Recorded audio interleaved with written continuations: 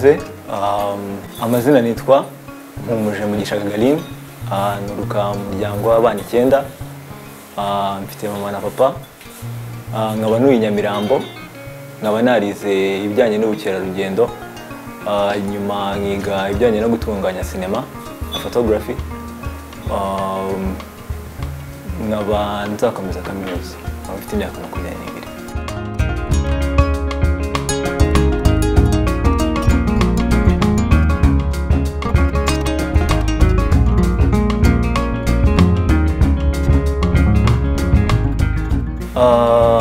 I have 3 reasons.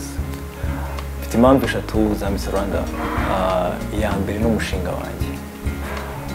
Umushinga wanjye ni ugufasha abantu bafite mental illness, cyangwa se mental disorders, cyane cyane bari depressed, cyane cyane urubyiruko hano hanze bari depressed, they need help and they can't talk.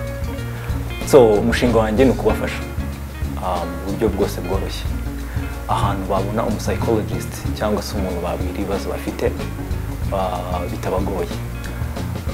Ukuntu bizagenda, nkuko ujya ku muhanda wumva umutwe uri kukurya ukagura ikinini, niko kuntu uzajya ubona psychologist ugufasha mu nyungu ya Mr. Rwanda. Impamvu ya kabiri ni Brave Brain Culture, numva ko mbifite. Impamvu ya gatatu uko mbikwiye.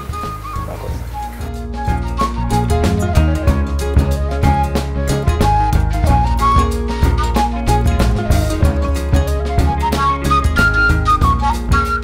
Impact ya mbere ni ugufasha urubyiruko rw'igihugu, cyane ruri depressed, nko umushinga wanjye uzabikora. Impact ya kabiri ni ishema ry'umuryango wanjye, nanjye ishema ryanjye.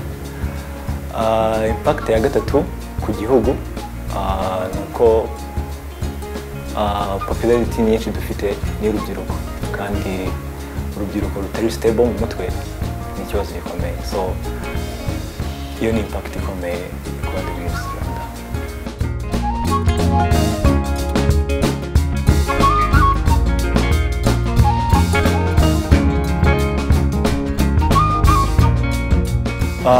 Pre-selection firstly niteguye neza cyane, ahubwo icyo nasaba nuko abankurikiye bamfasha kuntora.